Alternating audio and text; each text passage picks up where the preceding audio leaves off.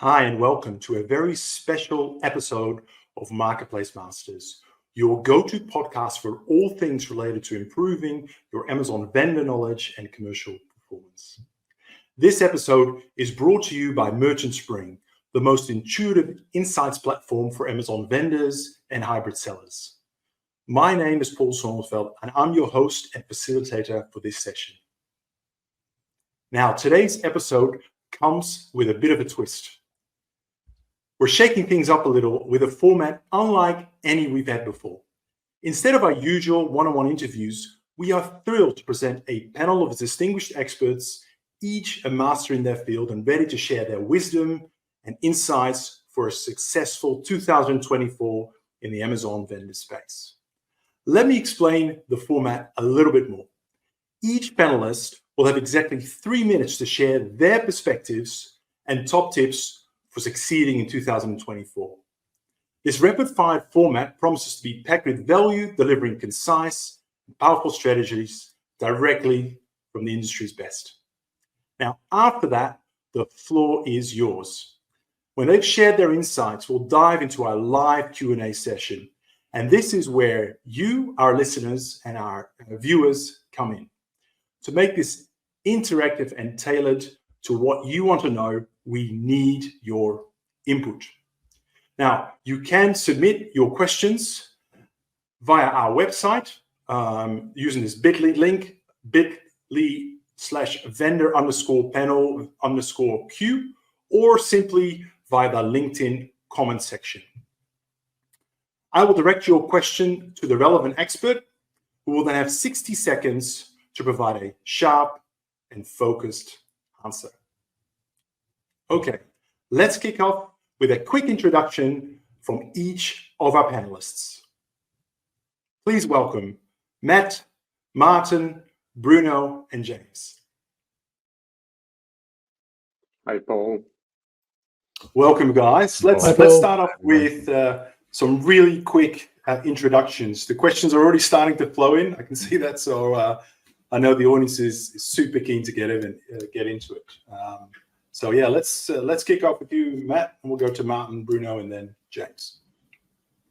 I'm Matt Anderson. I'm the Chief Strategy Officer at Optimizon, formerly the MD of Marketplace, and I've been selling on Amazon 14 years, supporting vendors like Eat Natural, Ferreira, Brabantia, and the like. And yeah, super happy to be here, Paul. Thanks for having me.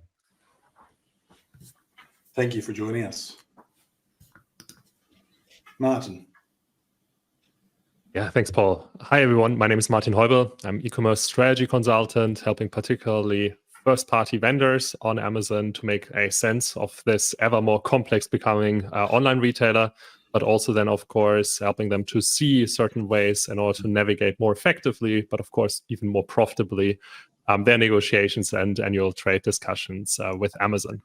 Thanks for having us here. I'm really excited, and I think we are going to dive into a lot of exciting topics that are top of mind for brands on Seller as well as on Vendor Central. Hi, guys. I'm Bruno. I'm from BlueDot e-commerce.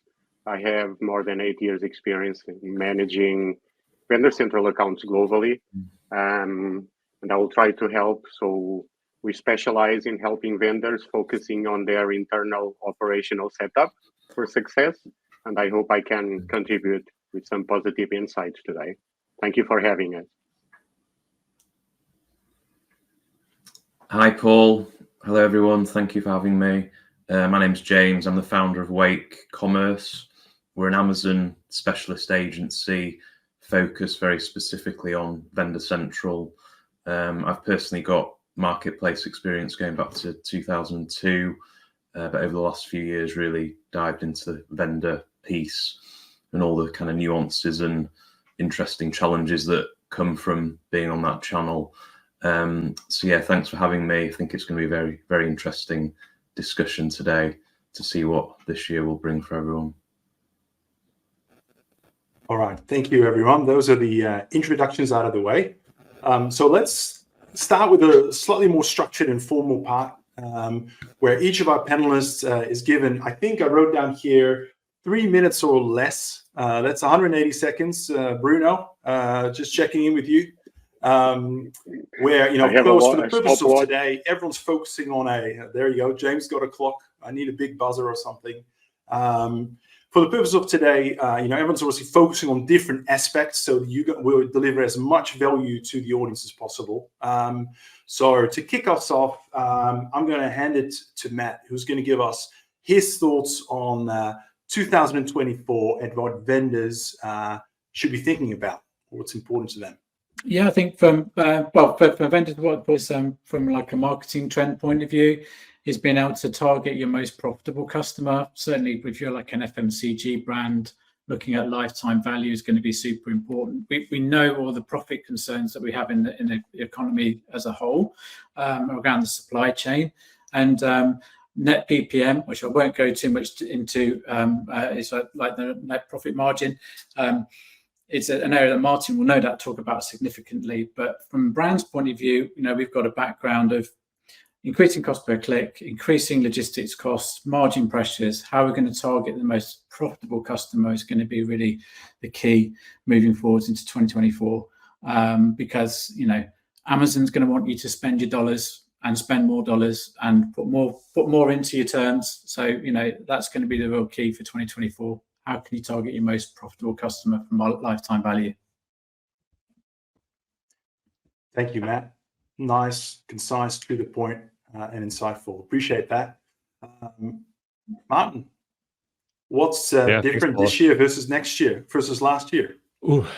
Is there much difference? I think a lot of vendors have hoped, particularly in their commercial discussions, that Amazon's profitability focus would cease to exist in 2024, because a lot of brands have really gone through an excess amount of negotiation iterations last year already, which was really like tying down and like linked to very harsh net PPM and margin conversations between themselves and vendor managers at Amazon. So I think the notion of a lot of brands was, okay, 2024 will be certainly the year of a lot of growth again, and where Amazon will also move the pendulum away from a profitability stance more towards a growth and expansion stance. And I personally think we are going to get there from potentially the second half of the year onwards. But in light of the recent AVN discussions, so annual vendor negotiations, the focus of vendor managers is pretty much still sitting on net PPM related and contribution margin related conversations that really tie back towards all of those conversations that brands have had over the last year. So I think there are a couple of things. Also, when we look at Amazon's financial performance, Amazon is going to reveal and publish their earnings release for the fourth quarter of last year this Thursday, where I expect that Amazon will further reduce the losses that it has incurred in its retail operation. And that seems to be the key kind of target for Amazon as of right now, where also Andy Jassy as a CEO wants to potentially show to shareholders that they can, as a leadership team, pursue and maintain a healthy break-even point for the retail business, at least over more than just 1 or 2 quarters. So we will certainly see this first and second quarter of 2024 under the kind of key notion of improving and maintaining the profitability levels still. So brands really need to kind of take note of that, because I think it's, on the one end, a little bit of a challenge, because a lot of retailers will expect more volume growth. So cost price increases as a means of increasing your growth with retailers is a playbook that comes out of the pandemic and will no longer work, not only with Amazon, but also with the likes of Walmart, Target, and others. And on the flip side, we are also seeing that it comes down to a lot of the basics again. So there are a lot of buzzwords such as AI, machine learning, etc. And this is all good and fine. But when we are looking at the key commercial building blocks, it really comes down to doing your homeworks between the annual vendor negotiation cycles, and to ensure that you're having the right portfolio, you're driving efficiencies to the right portfolio mix, and investing your budgets in terms of advertising and price promotional dollars in the right areas. And I'm sure we are going to kind of dive into a lot of those as part of our conversation today. Absolutely. Just a reminder for everyone, we're seeing lots of people already submitting questions. Best to use the LinkedIn comment section in the event, post your questions, and in about 5 minutes, we'll start tackling them. So look forward to those. Okay, over to you, Bruno. What are your thoughts on 2024? Well, I will grab the words from Martin, and considering what we specialize in, the internal setup and operations, we still see a lot of vendors that are pushing Amazon to not go according to their compliance. You guys know I call it the rules of the game. And I strongly believe that they should make an effort to look inside first, to start preparing their own house. They can gain. Martin was mentioning about cost price increases. Amazon is very reluctant to accept them. We all know that, but from our experience, we also know that if we went and if we go and review our internal setup, mainly in the supply chain, there's always parts that we can renegotiate with our carriers or align our teams with different training for pick and pack. So basically find efficiencies in those fulfillment of the orders to Amazon. We all know that chargebacks occur and they are caused by non-compliances. So instead, I continue to see vendors to get really frustrated with chargebacks, and instead of making that effort internally to understand what's causing them and work with their teams to fix them, they see them as a pain. I've had conversations with vendors that at some point they started to include a percentage from the history of chargebacks on top of their costs to Amazon. I think it will be more efficient for them to work with their teams to sort those issues that are the root causes for that. So I think that for 2024, I hope that vendors start finally to see how important it is to align your cross-functional team, to give them the proper training, to make them more efficient, to have proper SOPs, those standard operating processes, compliant with the Amazon rules and requirements. And I can see that a lot of the success for vendors will come from there. And hopefully 2024, vendors will finally start to see that as we see it here at BlueDot. Thank you, Bruno. I look forward to getting to some of those operational supply chain topics shortly as well. Last but not least, James, how do you think about this year in the context of being an Amazon vendor? I'd say the fundamentals haven't really changed. There's often noise around certain things, and Amazon taking different priorities maybe compared to the previous year. But when we speak to vendors, there's often a lot that they can go at to really accelerate the channel, and that comes down to the basics really. So looking at catalog optimization, what's the marketing strategy, really digging into the kind of operational model, as Bruno's alluded to, because Vendor Central is such a specific and nuanced, essentially wholesale channel, and there's a lot that can go wrong, or there's a lot of efficiencies that can be made in terms of the processes of processing orders, getting stock into Amazon. So I think really vendors need to look at everything in the round, really take the channel seriously, probably look beyond this year and think about, where is this channel going to be for them in the next 3 to 5 years. I know certainly with a lot of the vendors that we work with, they probably didn't have a vendor account 5 years ago, and today it's potentially their biggest wholesale account, wholesale customer. So they've had to adapt to that, and often things have been missed along the way, so that there's always improvements that can be made to improve that performance. And I think it's a case of resourcing it appropriately, getting the right support, whether that's internally or externally, and actually investing time, knowledge, resources into managing the channel if you're really thinking about where it can potentially be in 3 to 5 years' time.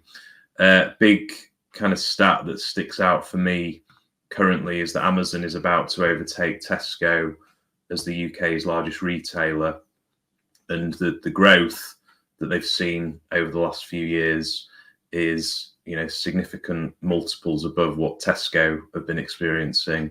So if brands aren't already in the game, they really need to be. Not that Amazon is necessarily the right fit for every brand, but those that see it as an opportunity, I think actually really need to double down now and address all these different nuances and departments that contribute to a functioning and efficient vendor channel. Thank you, James. That was a great summary. Thank you, all of it. And that sort of gets us to the pre-planned part of this show, right? The good news is that we're seeing lots of questions here flowing in. So I'm actually going to start picking them and kind of putting them in front of the panel and see where we go. Now, quite early on, when we just started, there's a question around advertising here from Niels. So Niels asking, what from your perspective are the latest developments or methods to maximize the results in, advertising? And I guess we're looking for a particular lens around, being a vendor, specifically in the context of, all these platforms and investments that Amazon's making on that front. So Matt, I'm gonna give this one to you to respond to. Do you mind just repeating the, because you broke up slightly on my link? Yeah, sure. I've got it here. Yeah, I think you're to the latest development results in advertising. Yeah, I think there's some really cool things happening with Amazon Marketing Cloud, which essentially is like a big data clean room that you can pull in lots of different data sources, DSP being one of them, to be able to analyze and understand your customer better. They've just recently opened up Amazon like a persona planner, so to be able to understand which audiences are most profitable, which acquisition channels that you can are most profitable as well across the piece. So, I mean, definitely there's real opportunities there for vendors to really understand how they can target their most profitable customer by lifetime value, as I mentioned at the start. And, I'm really understand your customer from you've never been able to do it from a bricks and mortar perspective. James mentioned like Tesco's, for example. Imagine like as a brand being able to tell a customer, okay, your most profitable customer, your lowest cost per acquisition is this kind of customer, 25 to 34-year-old women, have a car, perhaps a dog, children, etc. Giving brands that level of granularity and understanding their customer from a data point of view is really exciting. So it means that I think you're probably going to see a real step change in the effectiveness of Amazon advertising. Ultimately, if you can get there, I mean, I guess the bad news for vendors is that, AMC is complicated. You need SQL knowledge. You need probably a data team or a software engineer to be able to understand how to get the most out of it. Whether Amazon, and I believe they will do, be providing more sort of self-serve tools like the brand sort of tailored promotions piece that you've already seen in the likes of Seller, for example, over in the US, where you can retarget people like abandoned carts, for example, or customers that are the most profitable. I think that's probably going to be the most exciting area from an advertising point of view. Being able to have all that information that you don't really know from a cost per click and a keyword point of view, being able to really understand your customer better and target them better. I think that's the most exciting developments that are going on at the moment. And some of this tech is freely available. Some of it's probably a bit more restricted for certain vendors.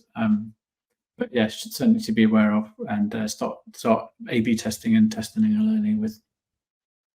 Yeah, great. Thanks, Matt.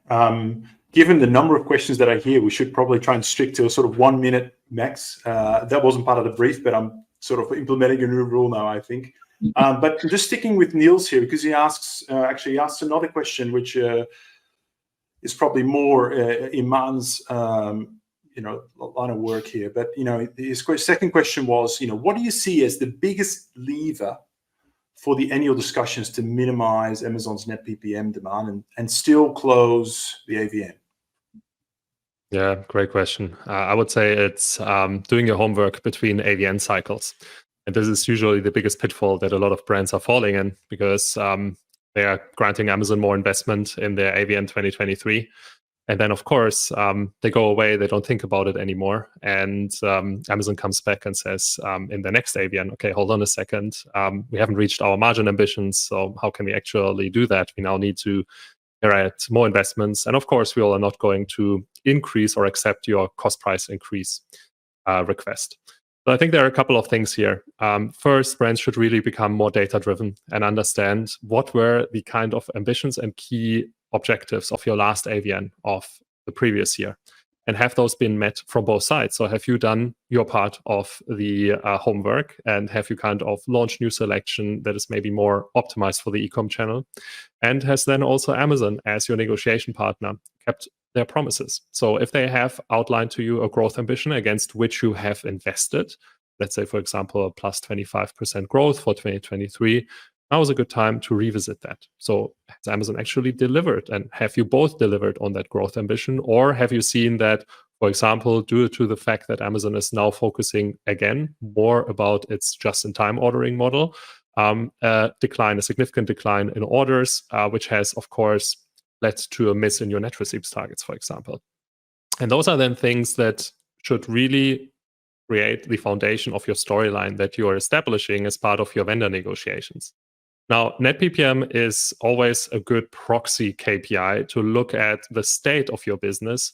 I would urge brands to go above and beyond that, because you want to ideally become very quickly focused on the true bottom line, which doesn't necessarily sit in your net PPM, because net PPM does not capture things like packaging improvements, so SIP or SIOC, as well as any supply chain initiatives that may save costs not only for yourself, but also for Amazon if you're implementing them effectively. There are a variety of initiatives available that Amazon offers to brands, such as a direct fulfillment model, direct import model, as well as then outbound related initiatives, such as a vendor flex model, where you carve out an entire step of out of your supply chain with Amazon, which of course can come at cost savings for you as a brand, because you do not have to ship these goods to an Amazon warehouse. But on the flip side, Amazon also saves some costs because the products never hit their warehouses. So of course the associated costs come down as well.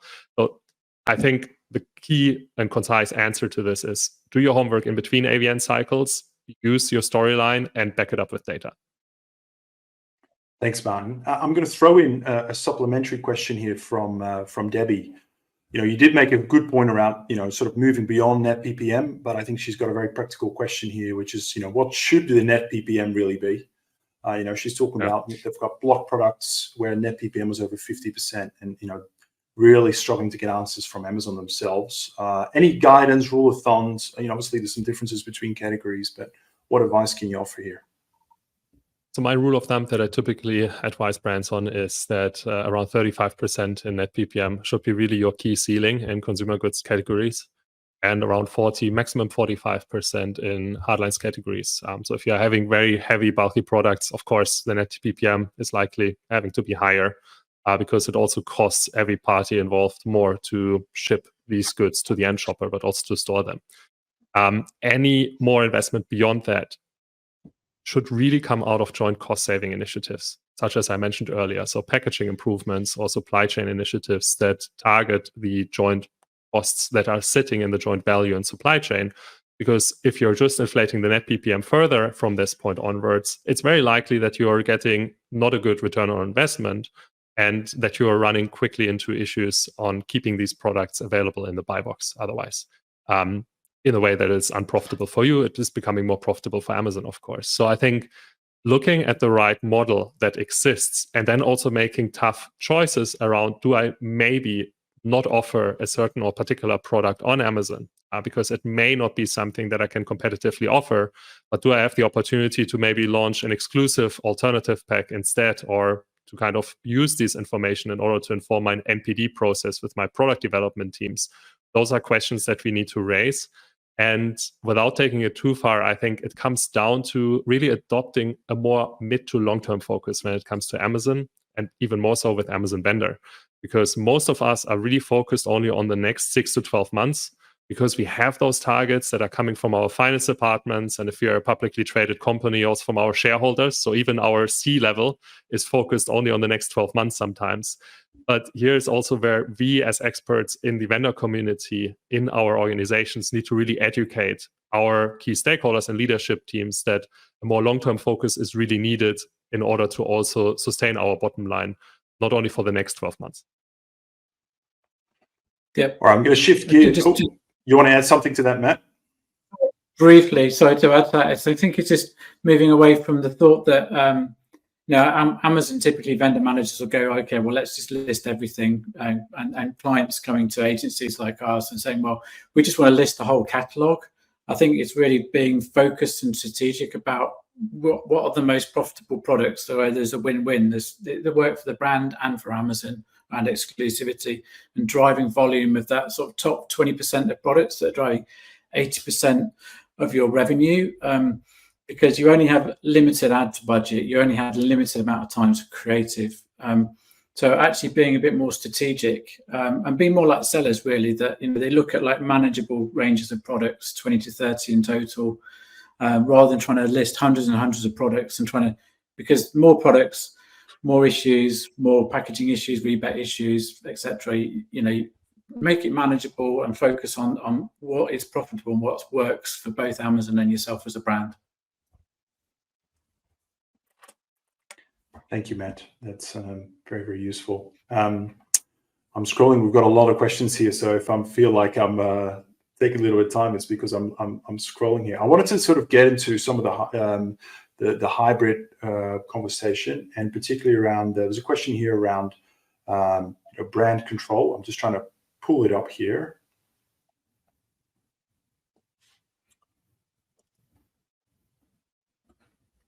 I hope they're not disappearing here. It's going quite a long list here. Let's go. All right. Okay.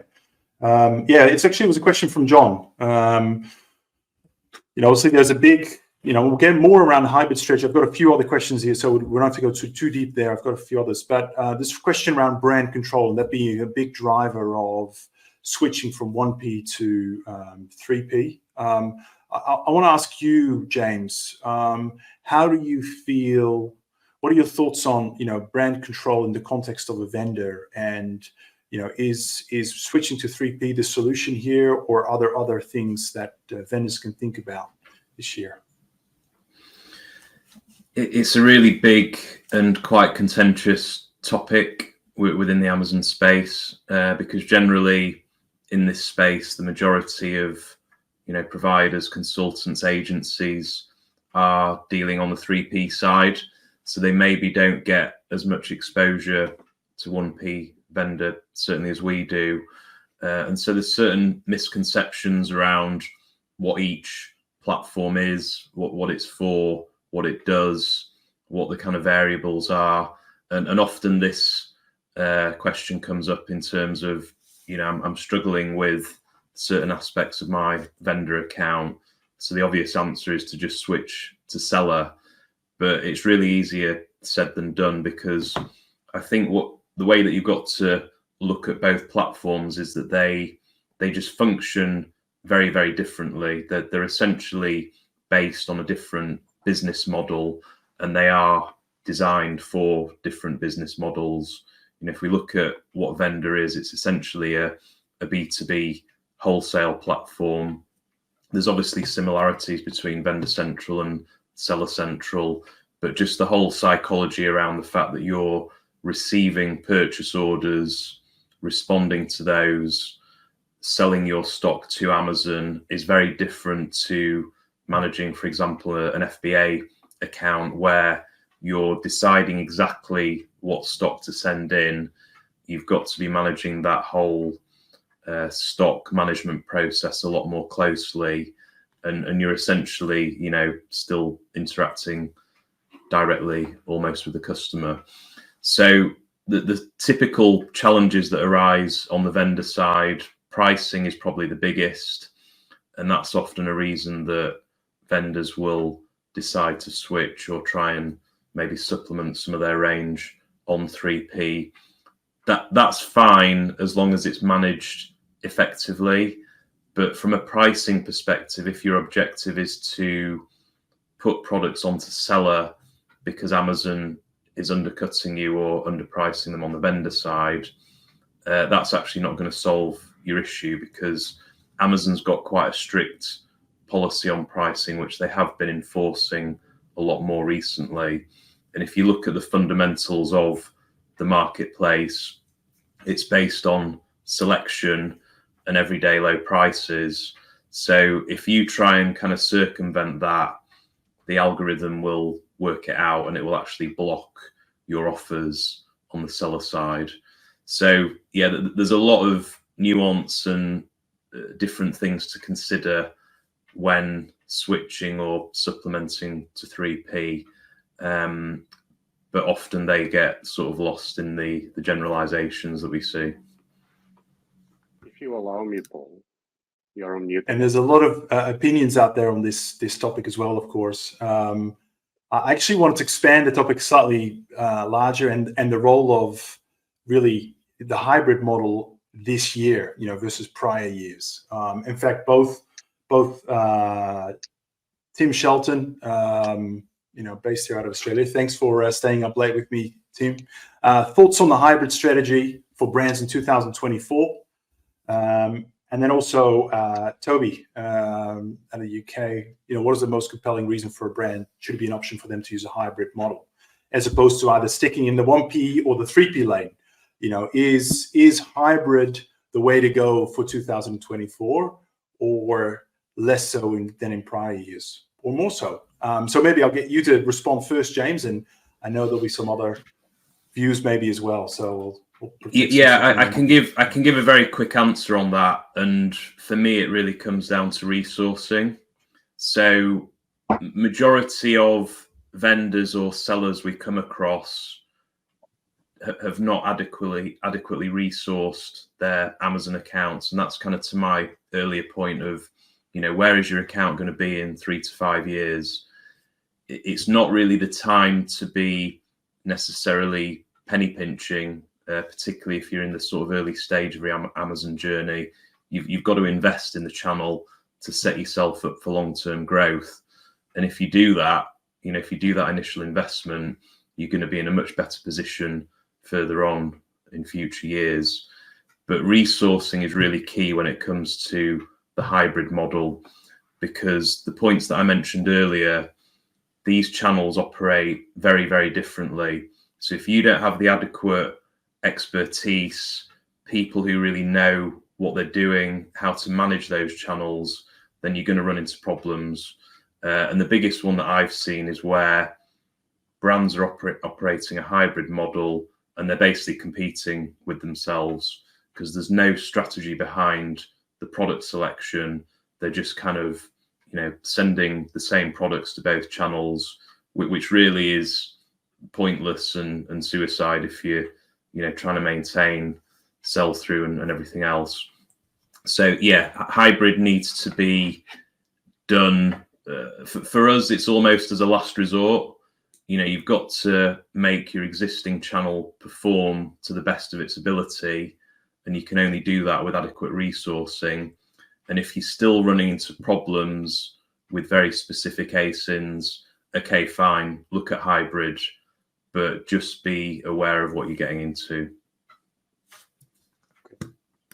Any of the other panelists that would like to add anything to James's comments?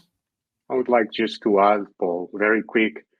I'm grabbing the first question. I can't remember the name of the person, I'm sorry, but what is brand control? When you get invited to be a vendor, you are in a long-term partnership with Amazon.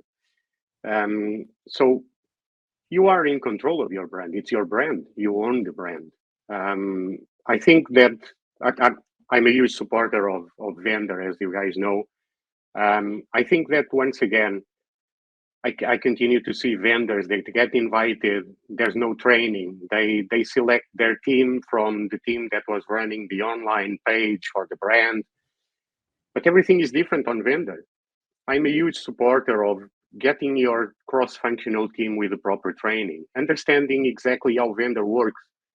Let's keep in mind that vendor is a B2B business. Yes, you are always in control of your brand. So maybe considering looking internally to your setup, to your team, and then maybe those questions about going hybrid because you feel frustrated with some details, some day-to-day challenges that are happening to your brand, will they be sorted with a hybrid model? Like, I am now connecting the dots from the words that Martin said and James, because what will be the improvement? You will be just fighting against your own brand that Amazon will buy. Let's keep in mind too that the Amazon price matching system is coming from your own internal price strategy. Why are you selling lower prices to your distributors that, without you knowing, are either a third party, are a seller, or even a vendor to Amazon in a different country? Why don't you align it first internally? So all of these control of the brands, all vendors own the brands, they should be in control. And they should first understand how it works. Like, unfortunately, even on a C level of our clients, we continue to see a huge resistance to try to understand how Amazon vendor works. And instead of aligning themselves with vendors, with the vendor central because they agreed to supply, they continue to think, oh, this is not logic, this is not correct, and they get super frustrated. And then, let's consider a to-go seller because we'll sort all the issues. So the key message that I want to pass is each vendor or an official distributor for a brand is always in control of the brand. Don't think that you're not, but Amazon consider each vendor as a long-term partnership. Do you consider Amazon the same way? Maybe you should start asking that question. I just wanted to add that very quick. Thanks, Bruno. I think, Matt, you had your hands up. Maybe take just 10 seconds, final words on this one before we move on. Yeah, you nailed it. You as a company should control your brand, your distribution, your selection for Amazon and other retailers. You know, Amazon's not the only retailer in town. You know, it's obviously B&Q and Tesco's are launching their own marketplace, etc. If you can control your brand and have exclusivity, then you can demand a premium price, for example. So yeah, essentially 9 times out of 10 brands come to us and they say, well, we want to look at a hybrid model. Is the reason because they've lost control of their brand. They have lots of distributors, they have lots of third parties competing on the buy box. Amazon crapped out the product and you see it over and over and over again. Because I'd say the reason why people want to go to a hybrid model 9 times out of 10 is because they've lost control of their brand. So anyway, that's my point. Thanks, Matt. Some really great points there. There's a lot of practical questions. Viewers really asking for some practical advice. So I'm just going to pick at a couple of those and get right into it. I want to start with a question from Riza, really around how do you grow? I mean, I'll ask you just to read out his questions. What do you recommend in order to grow sales for a newly launched brand on Amazon Vendor?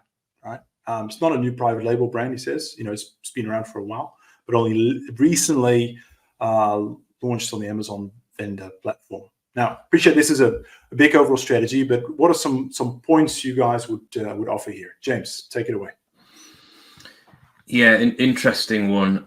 What I would look at before anything else is what is actually happening with that brand on the Amazon channel currently.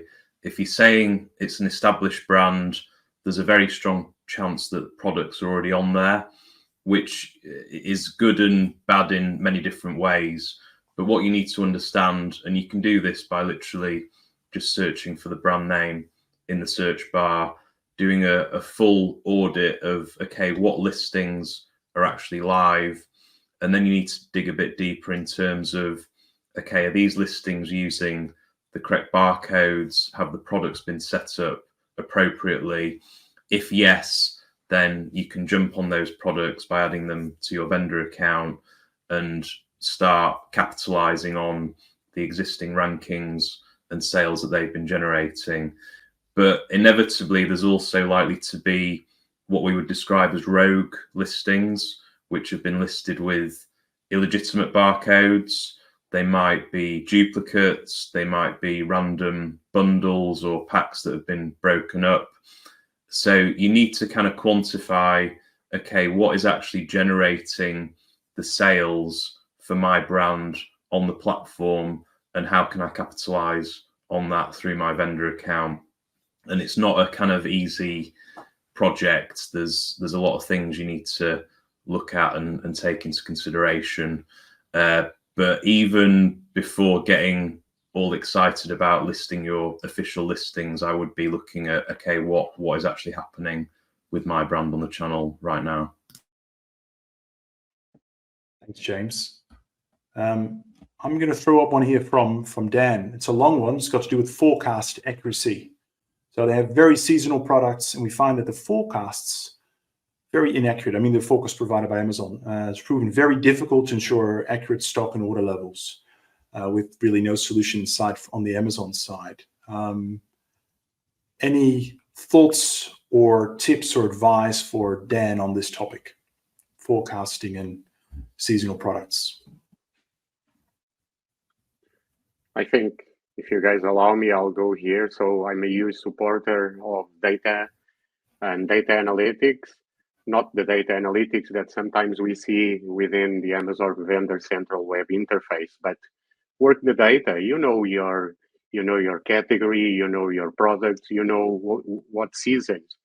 Just go back to your internal system. You don't need the data just from the web interface available on Vendor Central. You have your own data because you invoice your products to Amazon.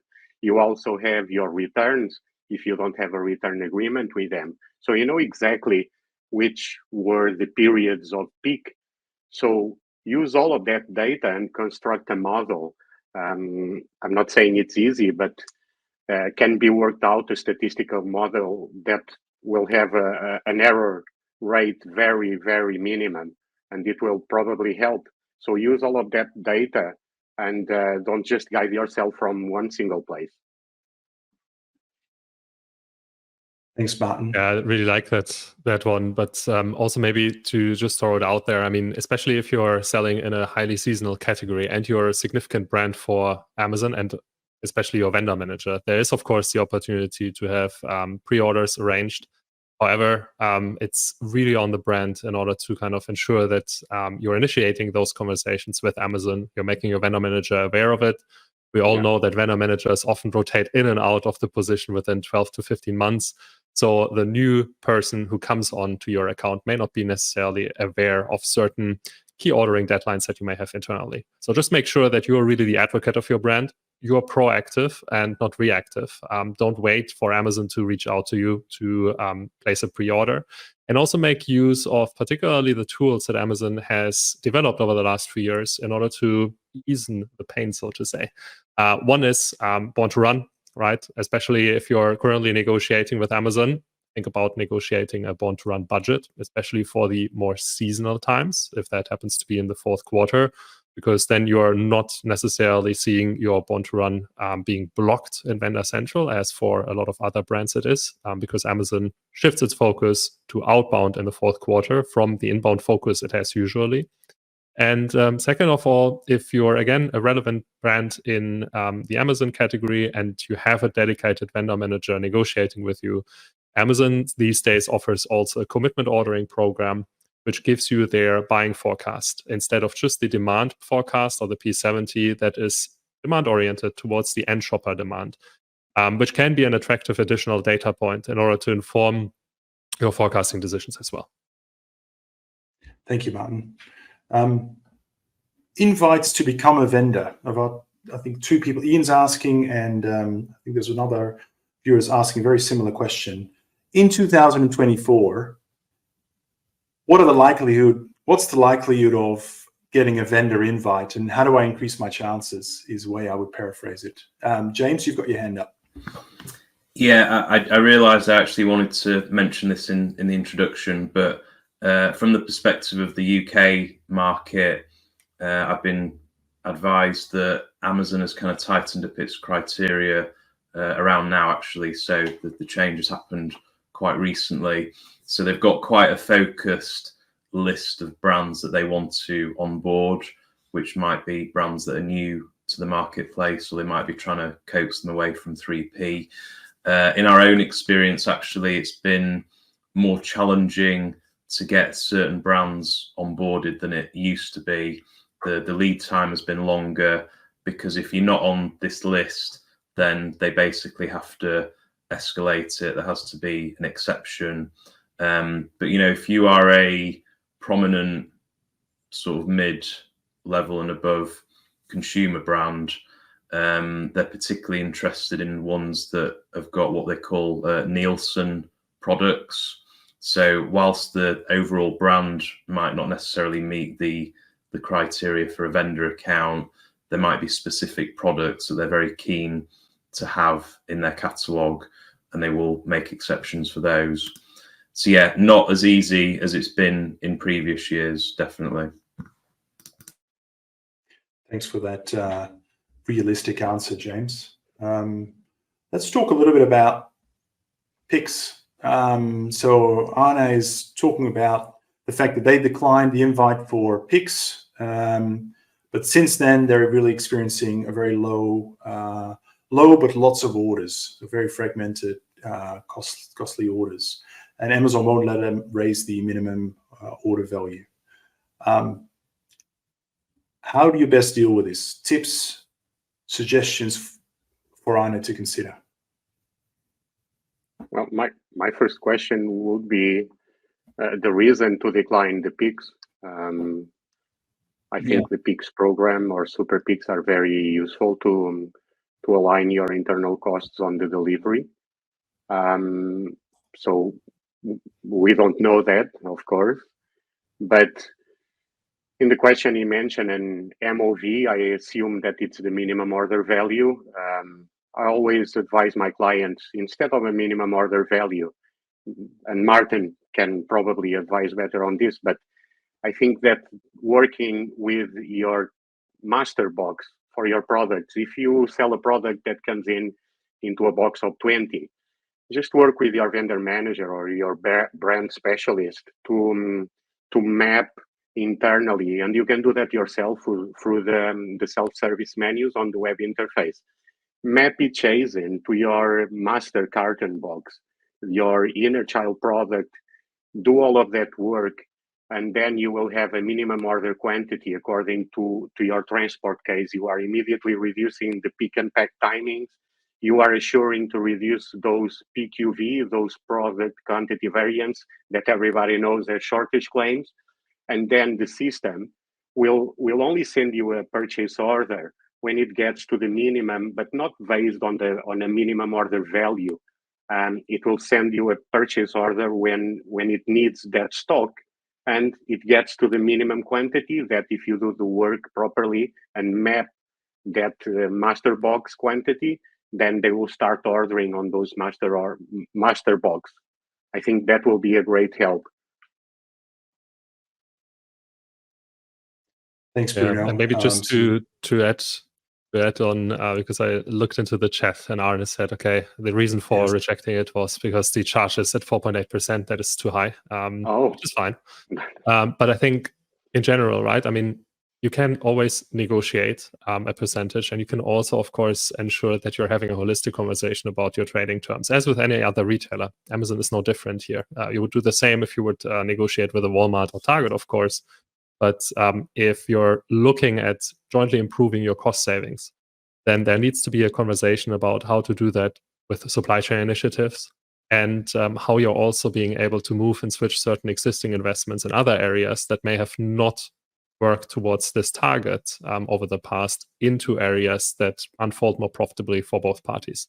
Now, that doesn't mean that you're moving the full 4.8% from, for example, an auto marketing into PIX. But typically there is some leeway and some wiggle room, both for you as well as for your vendor manager, to agree on moving a certain percentage away from other terms that may not drive a lot of return on investment for you and for Amazon. Because in the end, what all the parties involved in a negotiation want to achieve is a more sustainable bottom line. And if you are having cost savings, which you likely have because Amazon is shouldering the distribution of products into its own warehouses, then hopefully there's a little bit of room to then also find a mutually agreeable agreement, so to say.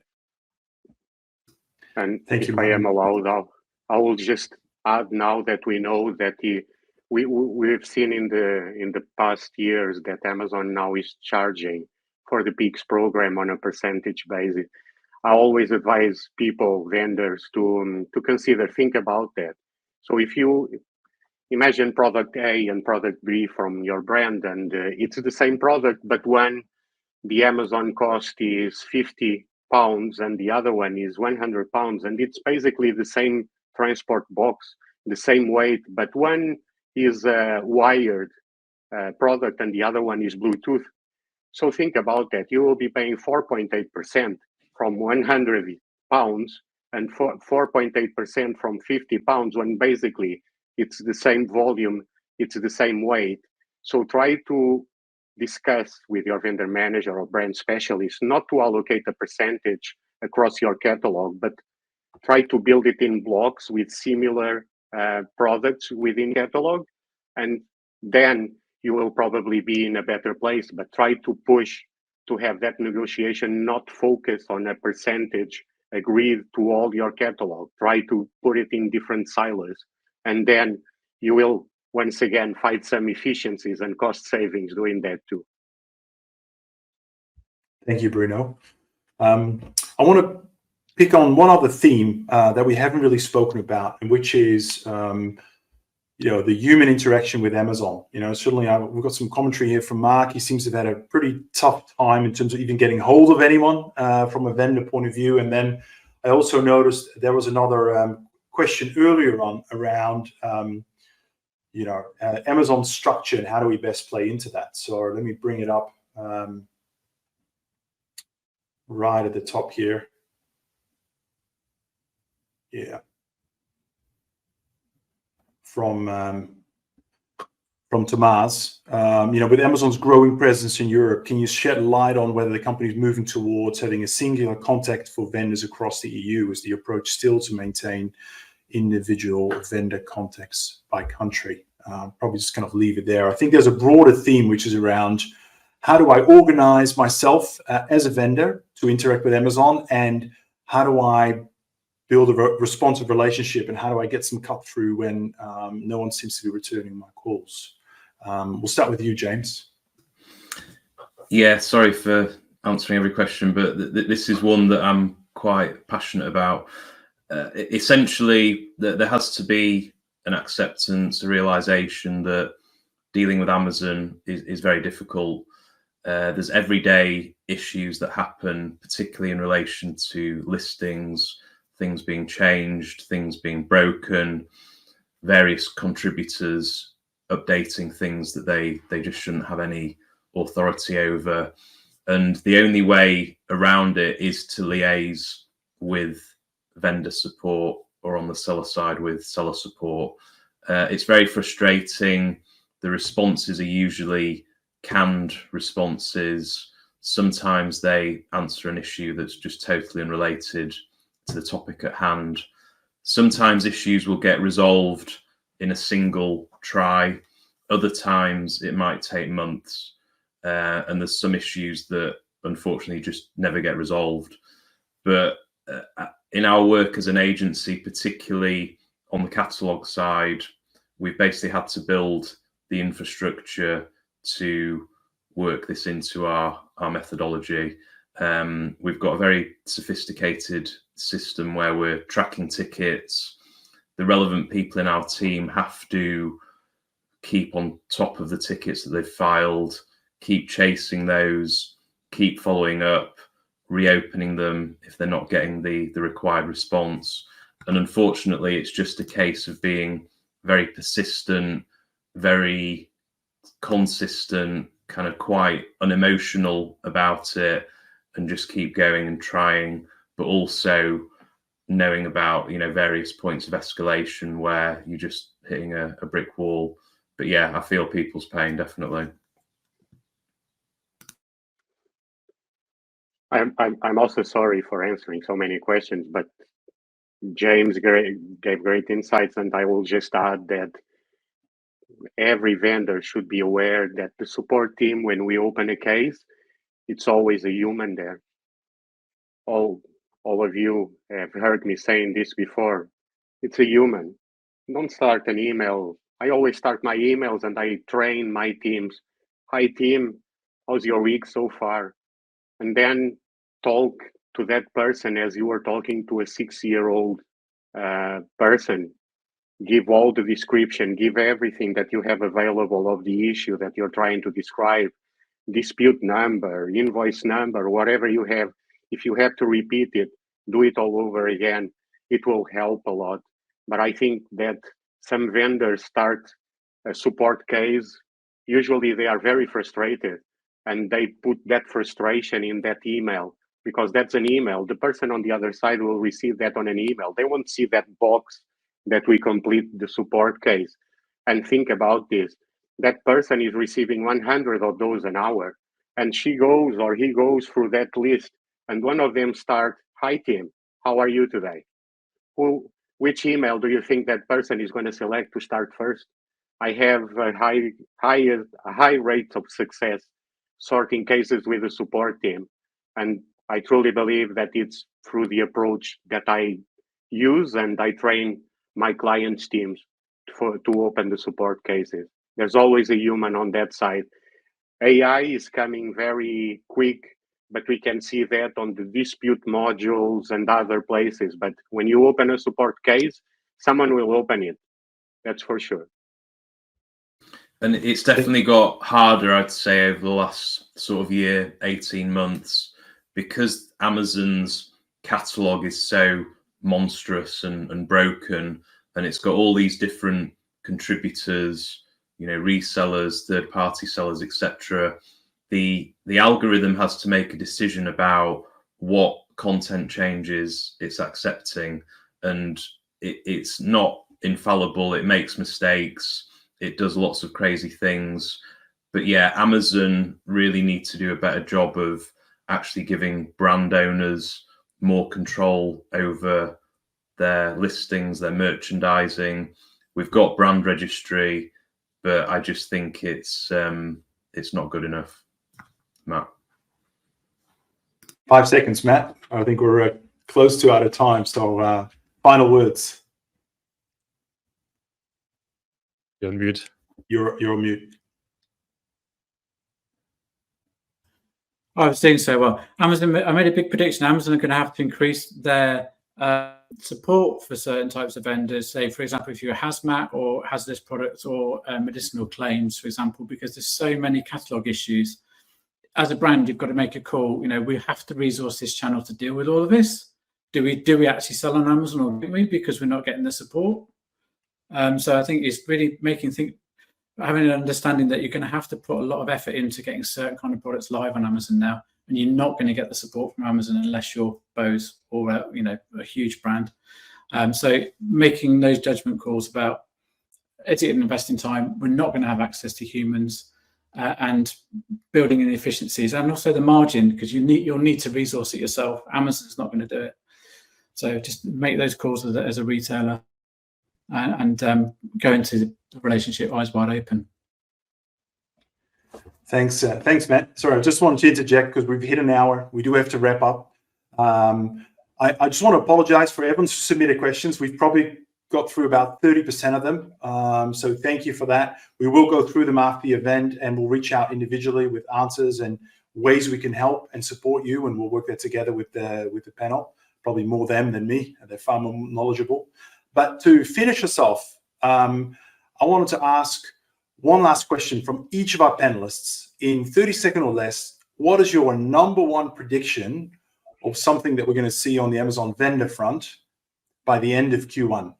We may have a follow-up session then just to see if our predictions have come through. But what is your number one prediction? Who wants to kick us off? I'm happy to start. So my prediction for 2024 is certainly that the first half of the year will be all under the theme of profitability. And then from around Prime Day onwards, I believe we will see a strong push towards volume growth. In light of the rising competition from Temu, Shein, TikTok Shop, and others, Amazon is eventually forced to play this card of growth and expansion again in order to ensure that also sellers as well as vendors stay on their platform. So account for that. Don't spend all of your budgets right now as part of your AVN. Keep also money available in order to fund price promotions and volume growth in H2, especially when it comes to the fourth quarter. Fantastic. Who wants to go next? I will. Speaking for someone who spoke to a brand recently that spent £300,000 on A+ premium content as a vendor when they could have got it free through seller, I think Amazon's going to be pushing additional options regarding access to data and understanding your customer more. So you're going to actually get vendor managers wanting to charge additional terms to get more access to data about your customer. So that's my prediction.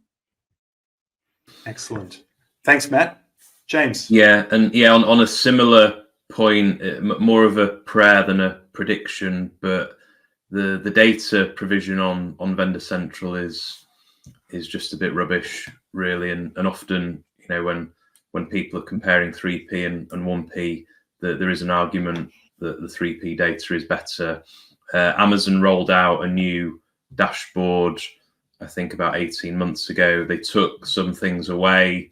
They've been slowly reintroducing certain things.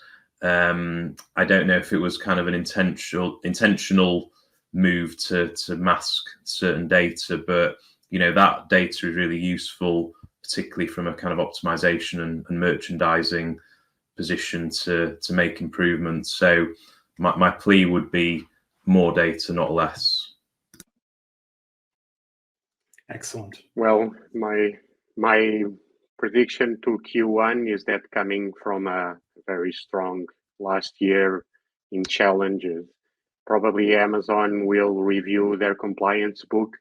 We already saw some changes in the US, and we know through experience that they will take a couple of months to reach Europe and other markets.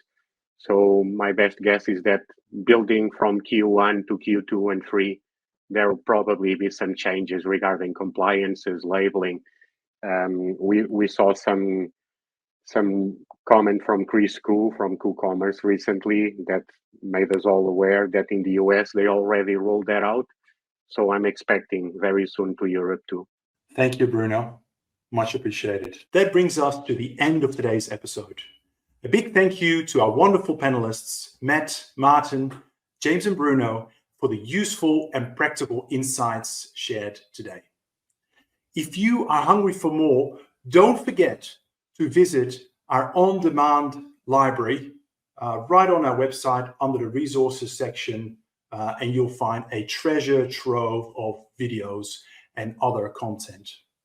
And of course, if you are aiming to streamline your analytics to gain sharper insights, reach out to us and discover how Merchant Spring can transform your journey. Thank you all so much for watching. I want to say thank you to all of our wonderful panelists. It feels like every time we do one of these sessions, we've just scratched the surface. I think all of us just want to keep going for about 3 hours and really get to the bottom of it. I'm sure we'd have very few viewers left. Let's do it. We would have a good time anyway. I'm ready. If you have a particular topic, and actually I might go through the questions at the end of the session that you really want us to cover in a lot more depth. I think there were some great questions there we didn't get to. Please let us know, and I'm very happy to find, work with one of the panel members here or another expert and put on some great content for you. So yeah, thank you very much, and wishing you all the best of success in 2024 as you kickstart the year that hopefully will be a very successful one from a commercial point of view. Thank you so much. Take care, everyone. Thank you, Paul. Bye, guys. Thanks, Paul. Thanks, everyone. Thank you. Until next time, keep thriving and keep innovating. Take care.